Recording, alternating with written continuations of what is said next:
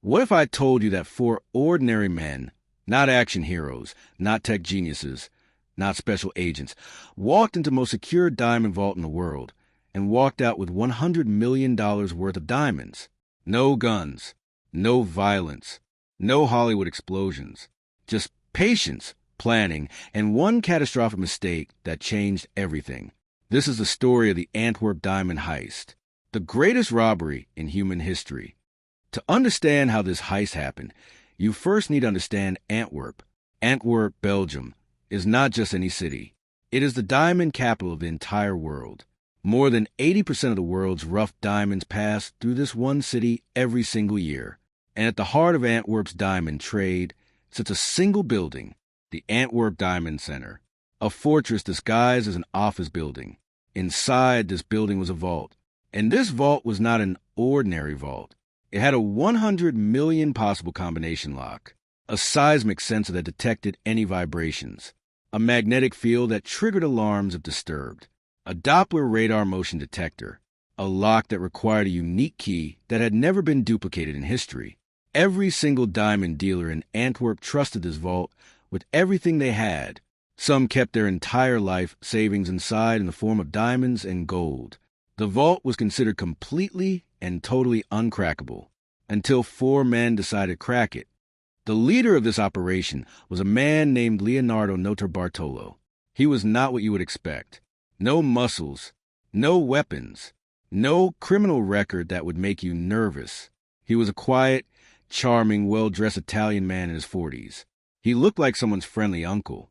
In 2000, 3 years before the heist, Leonardo rented an office inside the Antwerp Diamond Center itself. He introduced himself as an Italian diamond merchant. He attended meetings. He shook hands. He smiled at security guards. He learned everyone's name. For 3 years, he built trust.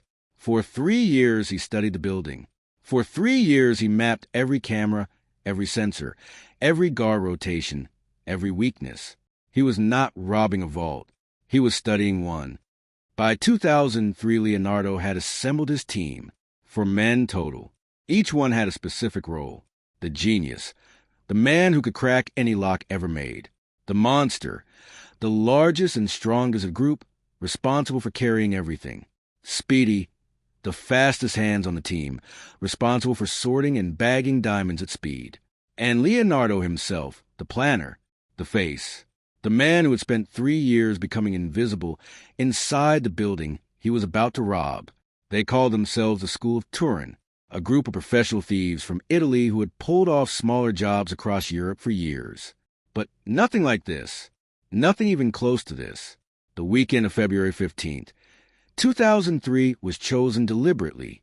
Diamond dealers in Antwerp do not work on weekends. The building would be quiet.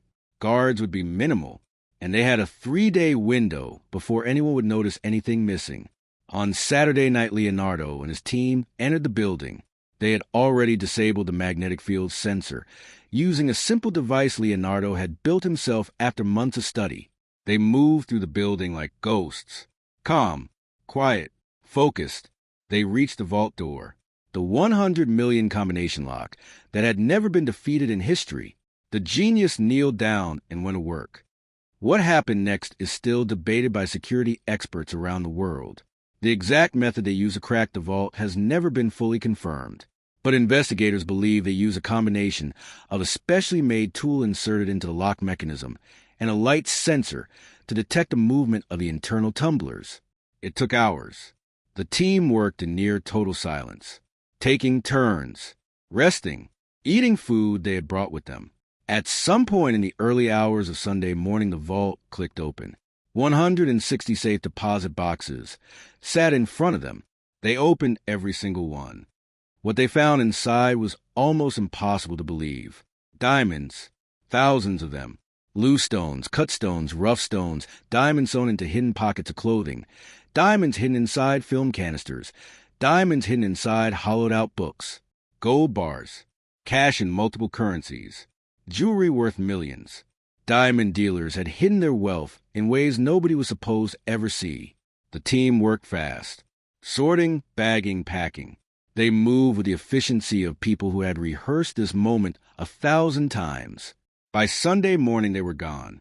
$100 million in diamonds and valuables loaded into bags and driven out of Antwerp in an ordinary car. The vault door was closed behind them. The building looked completely undisturbed.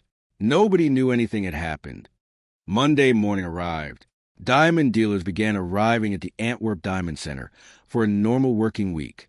The first dealer opened his safe deposit box and felt his stomach drop. Empty. The second dealer opened hers. Empty. Within an hour, the entire building was in chaos. Police were called. Security was reviewed. Camera footage was pulled. The vault had been opened from the inside. Every single alarm had been bypassed. There was no forced entry. No broken glass. No signs of struggle. It was as if the diamonds had simply vanished into thin air. Investigators called it the most sophisticated robbery in recorded human history. International media called it the heist of the century.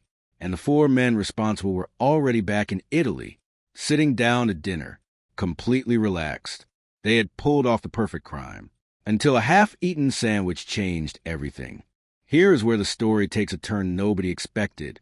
On their way out of Belgium, the team had bags of rubbish from their time inside the building, food wrappers, empty bottles, and various items they needed to dispose of.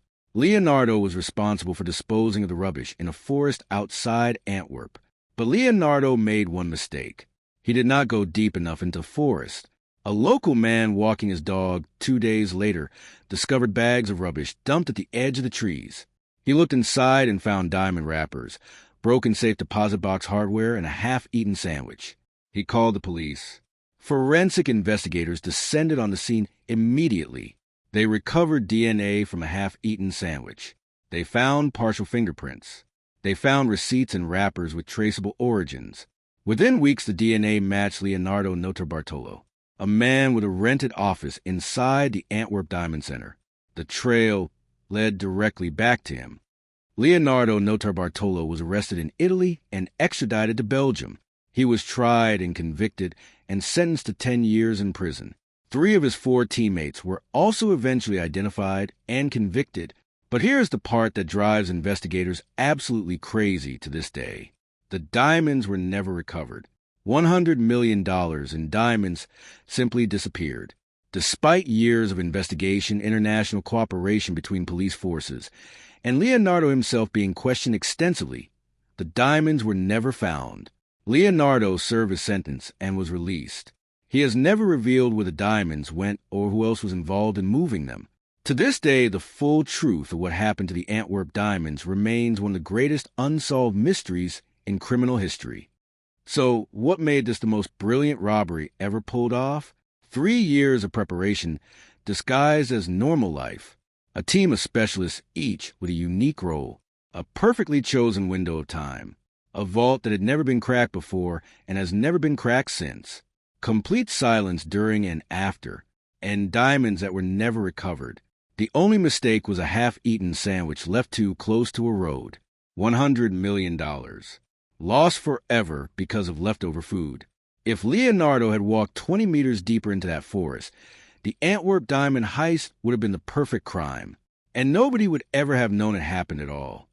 That is the story of the most brilliant robbery in human history. For ordinary men, one impossible vault, $100 million, and one sandwich that ended it all. If this story blew your mind, smash that like button and comment below what you think happened to the diamonds. I read every single comment. And if you want to hear about the biggest scam in human history next, that video is coming very soon. I will see you in the next one.